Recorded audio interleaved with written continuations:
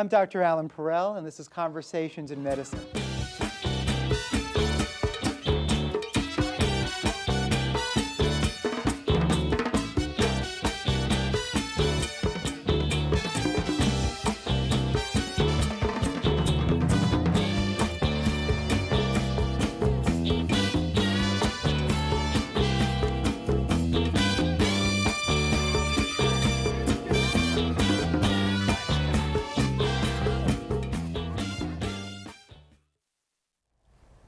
I'm Dr. Allan Perel, and this is Conversations in Medicine. This program brings cutting-edge topics in the medical field to everyone in the tri-state area and the Staten Island area specifically. We're going to have a very interesting show tonight. We're going to be talking about chiropractic medicine, and it's my great honor and privilege to introduce my wonderful friend, Dr. Charles Fundero.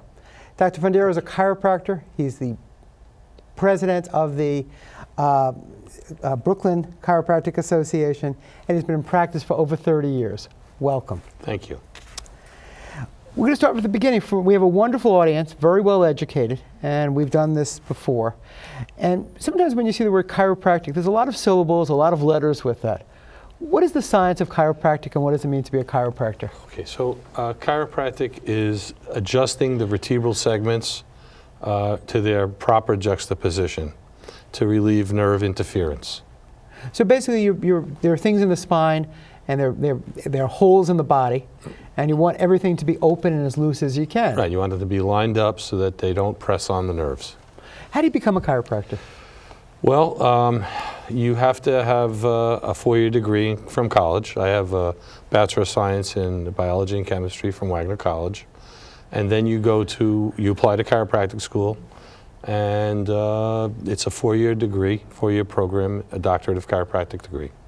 And do you have after you get your doctorate of chiropractic, do you just open up immediately, or do you have to do some type of training, residency, apprenticeship? Mm-hmm. There's an internship that you have to do. Usually the colleges have their own clinics where you are exposed to many different issues and conditions in the spine. And then you take your boards, your state boards, national boards, and you get licensed in whatever state you're planning on practicing in. And then you set out to open your practice. So it's very rigorous. It's not, yes. It's not like anyone could become a chiropractor without going through these things. It's very difficult, and it should be that way. Mm-hmm. Yeah. So tell me a little bit about what you do in a routine day. Okay, so I arrive at my office, and usually there's a waiting room full of people waiting for me.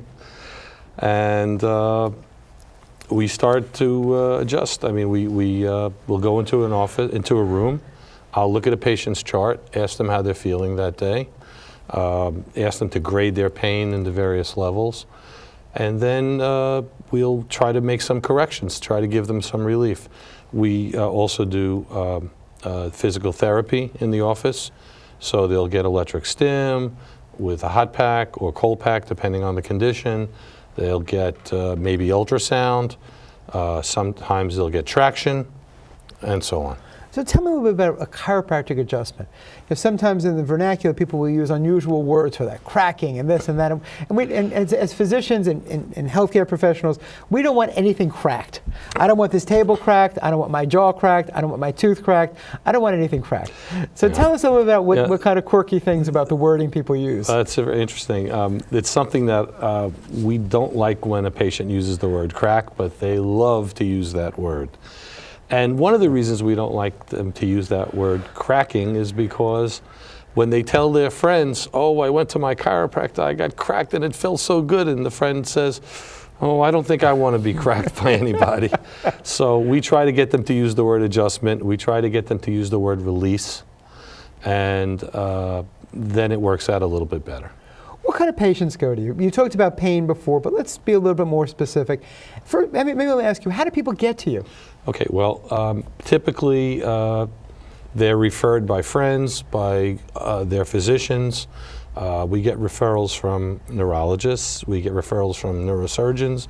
We get referrals from orthopedists, from internists, and from other patients that want to see their friends get help. We even get referrals from attorneys who they have a case that they need a patient to see the physician. So they're looking for people to get care. Right. And typically the thing that brings a patient to your office most of the time is pain. Mm-hmm. They've had some kind of a terrible pain, and this time it didn't go away by itself. They might have a low back pain and then it goes away, and then they get it again a few months later, and then it goes away again. And then this last time, it didn't go away so easy. And now maybe the pain is going down their leg, and now they're going to take it seriously and try to find out what's going on. So let's talk about the real world. So right before we got on this TV studio, somebody was moving these chairs, moving this desk. And they weren't doing such a great job with their legs. And the person, he said, their back hurt. And they got a little bit better. Their lower back hurt, they got a little bit better a couple of minutes later. So we said, okay, what happens? What's the mechanism why someone does something silly, picks up something, bends down wrong, men, women who do laundry or activities of daily living or doing household chores, and why sometimes does it go away in 10 minutes or a day, and sometimes, oh my God, it lasts for a while, and they come to see me or their internist and get referred to people like you, or they go to you directly. So what's the difference? Well, first off, what happens is when they bend over without taking care to bend over properly, that's kind of how they get hurt. So tell us how do you help people learn how to bend over properly? Okay, so what we try to explain to people, for example, a woman washing dishes in a sink, typically she's bending over about 15 degrees in the lumbar spine. That is enough to cause a problem, especially if they spend any period of time doing a lot of dishes in the sink. The way they put laundry in a washing machine, the way they pick up a bar of soap when it falls in the shower.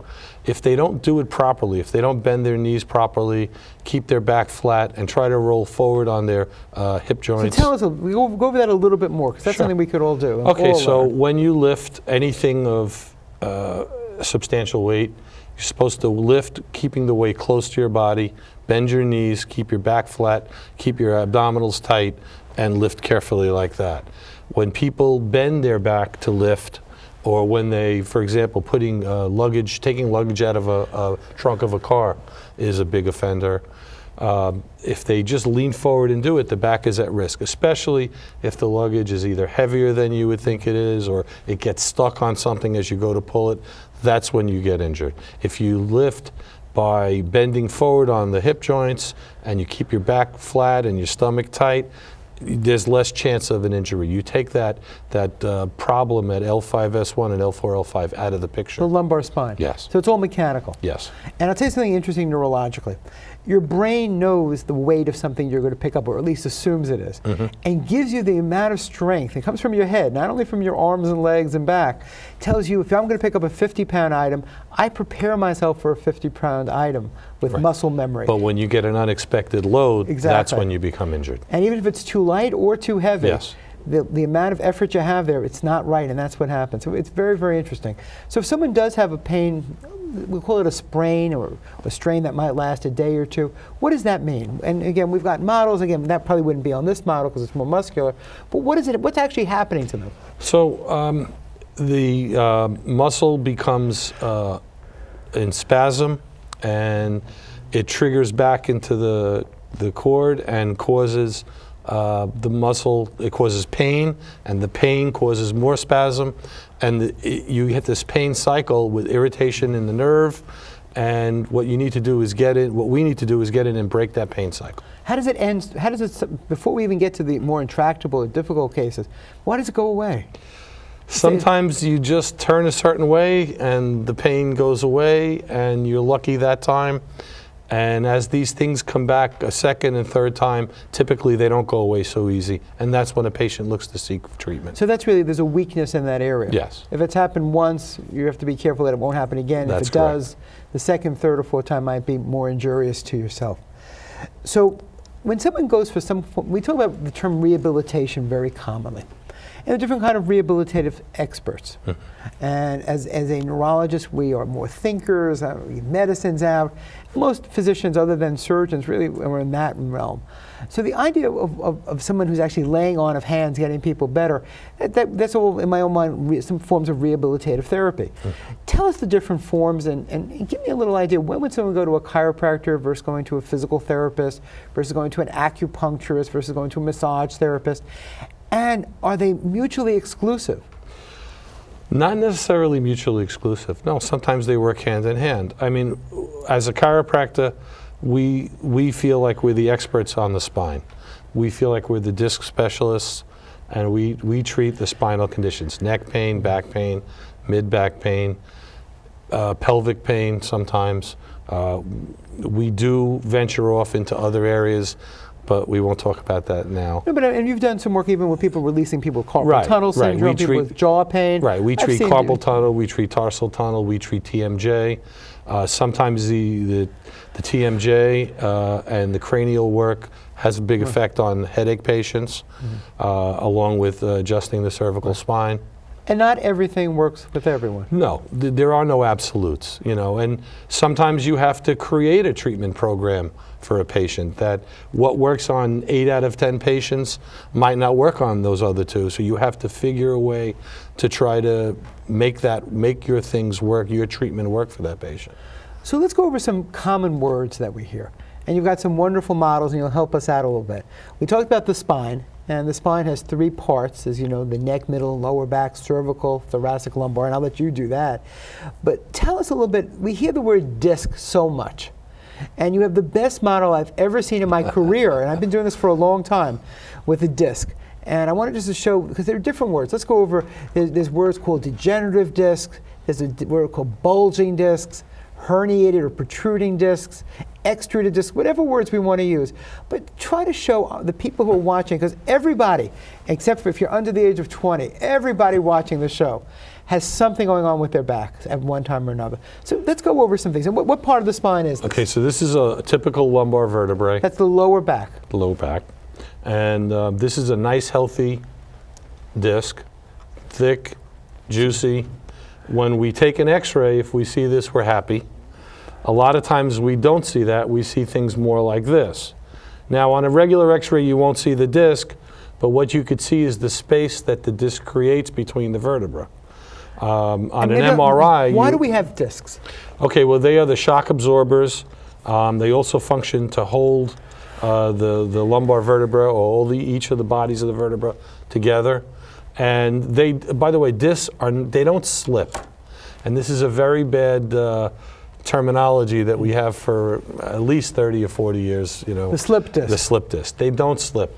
They bulge like this. Which means that they're coming out of place. Right. And if you look at it, there's nerves here. These yellow things are my babies. Right. So those are nerves, so if the disc pushes on it, even bulging. It can cause pressure. So we have, on this side of the model, can you see that? Yeah, they do. Okay. This part of the disc is now protruding or herniating out now, and it's touching the nerve, and that's going to cause pain.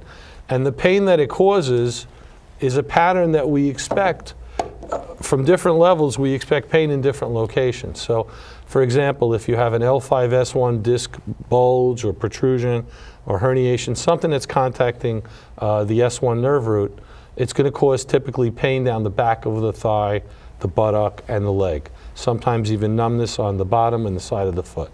So when you come in and complain of a specific pain, we're going to, you know, try to figure out where in the spine and try to correlate that with an MRI or at least regular X-ray and maybe a nerve test like Dr. Perel does, the lower extremity EMG NCV, to tell us where the nerve damage might be. But isn't that amazing if you just think about it, how counterintuitive it is?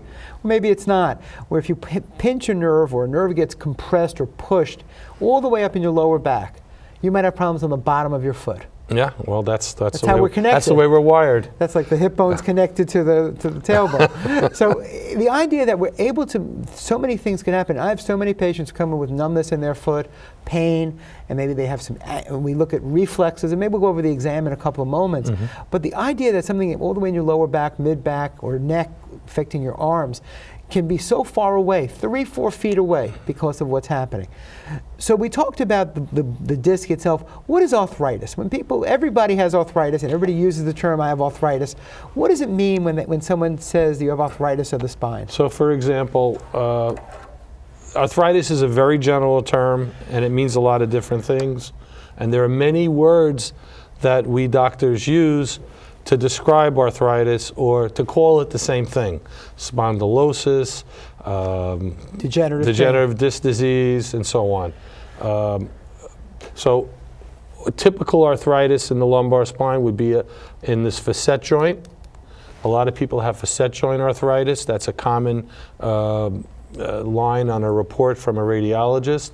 Or wear and tear.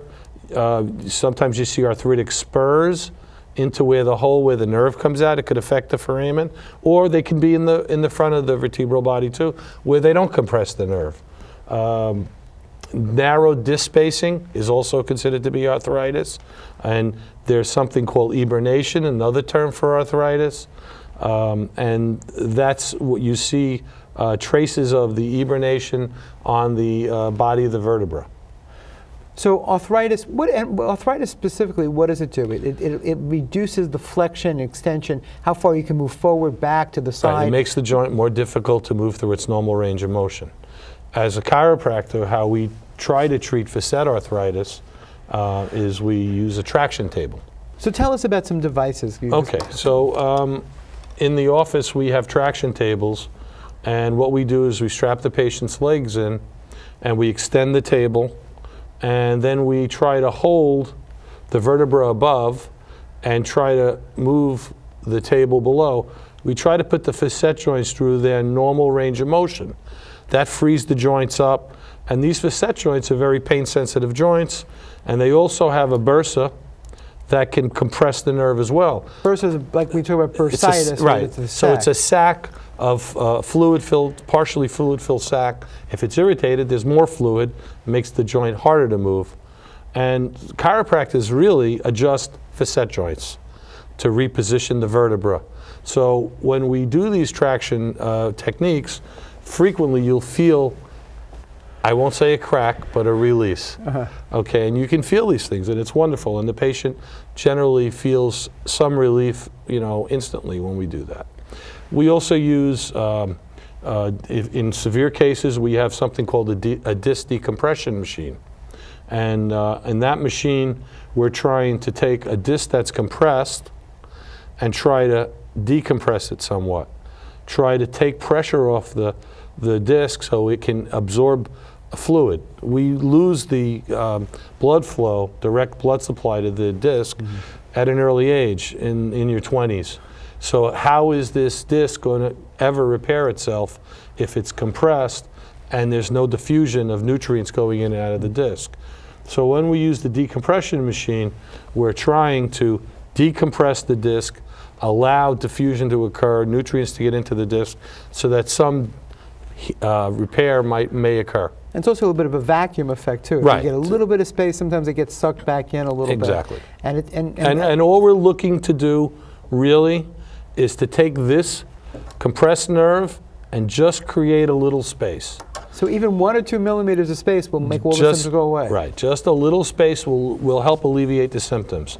And I use the term, you can't unboil a hard-boiled egg. Nobody's going to make this horrible degenerated disc be a beautiful disc ever again.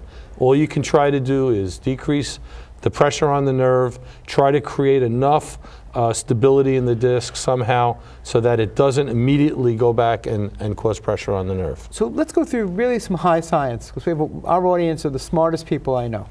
So let's talk about the different parts of the spine. I mean, you're an expert in the spine, and I do a lot of work with spinal work also. But when you talk about the cervical, thoracic, lumbar spine, let's talk about what they do And how would you evaluate someone with neck pain? And really the scary thing is the same way that we talk about a family member, what would you do if you lifted something heavy? When do you seek medical attention? What's the warning sign? So if someone has neck pain and comes to you, what do you look for? Okay, so the first thing we're looking to rule out is some pathology. Where we want to, especially if there's been some kind of head trauma. That's when I like to send them to you first to evaluate, to make sure there's no concussion or anything of that nature that we have to worry about. Then, as a chiropractor, we check range of motion. So we'll ask them to turn their head all the way to the right, all the way to the left, and we measure these ranges of motion. All the way forward, all the way back, right lateral flexion, left lateral flexion, and we take measurements. Then we try to do things to further compress. Orthopedists and chiropractors in their exam like to cause pain because we like to see if we can figure out what's causing the pain.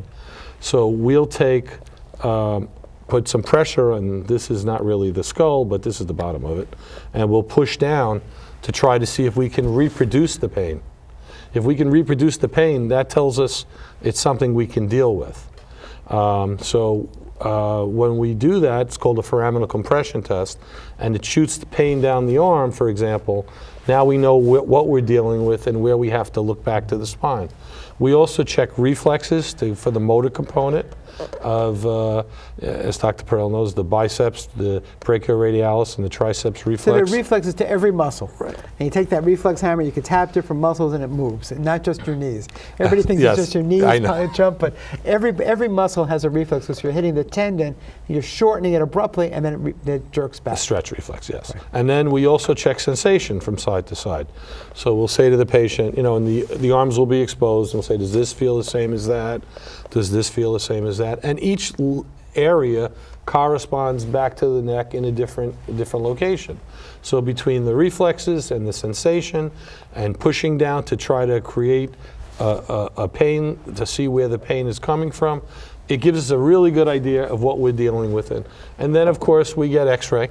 Imaging studies, because you Right. want to get a picture. Right. I mean, we could tell, all the smartest people in the world could figure out where the problem is, but not know what the cause of it is. You could have something that looks just like a herniated disc, because it looks just like it's going down your arm, or like sciatica, which is another word that it's not exactly the same, Right. but similar to a pinched nerve in your back. And it turns out, God forbid, that someone has a tumor, someone has an infection. Right. So we always have to make sure that we're not missing a diagnosis. Exactly. Like that. We want to rule these things out before, if we can. So sometimes insurance companies don't cooperate, and they won't allow us to get an MRI right away. But Sometimes, usually we can get an x-ray. yeah, we can get an x-ray right away without a problem, and that gives us a lot of information. So we did the cervical. Now quickly, let's go into the middle back, or the thoracic spine. Okay. I had a patient who came in with chest pain and went to the cardiologist, and they did every test the heart doctor could imagine. It was all normal. And it turned out they had a disc out of place in their thoracic spine. Right. So let's show it and see where that is. So the thoracic spine is just below the cervical spine and above the lumbar spine. And what It's a big one. It's the big area. It's big. It's the biggest area. It's 12 vertebrae, and it articulates with the ribs. So your rib cage articulates here, and sometimes a pinched nerve in the thoracic spine due to a disc or some facet arthritis can cause radiating pain around the rib cage. The nerve actually travels around the rib cage. You could have the same radiating pain into the thoracic spine, into the ribs, that you can have in the neck going down the arms and in the lower back going down the legs. And once you've ruled out everything, we like to think that we treat that very well. We make adjustments in the thoracic spine. We do electric stim or ultrasound to reduce inflammation, and they generally do a lot better. That's great. Yeah. And that's something that sometimes is underappreciated. People who have pain in the middle of their back.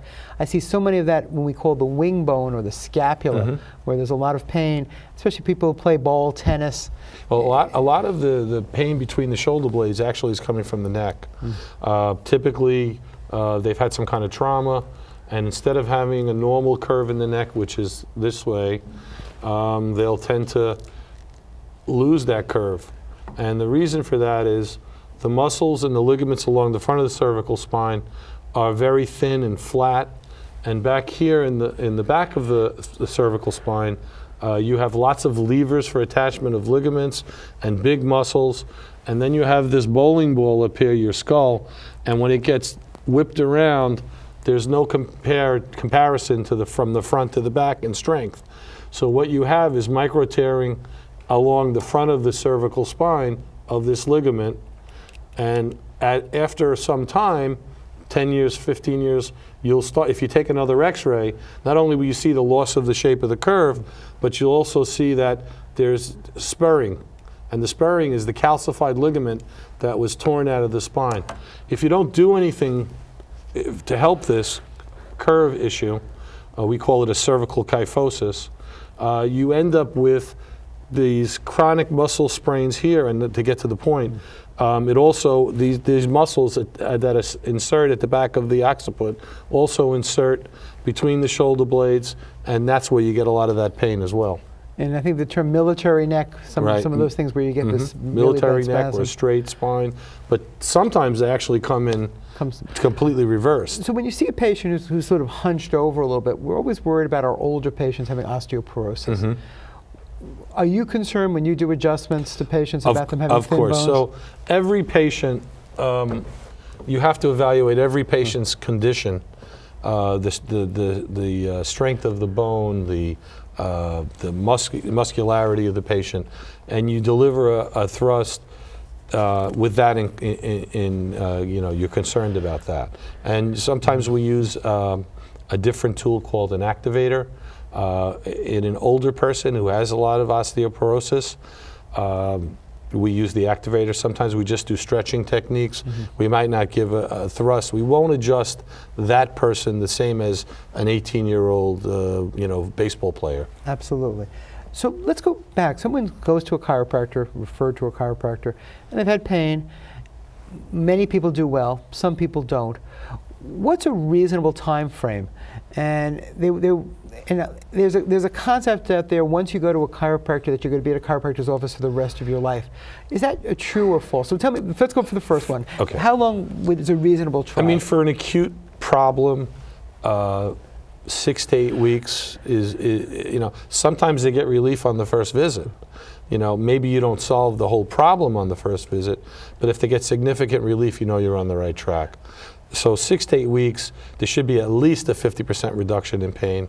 Otherwise, you may be barking up the wrong tree. Tell me about the holistic approach, though. I mean, I'm sure you give them exercises to do at home. Yes. Things that they should, the 20 or 30 minutes they're with you 3 times a week, or twice a week, or once a week, it doesn't suffice. So what do people have to do? Well, we a lot of these patients today are going to the gym.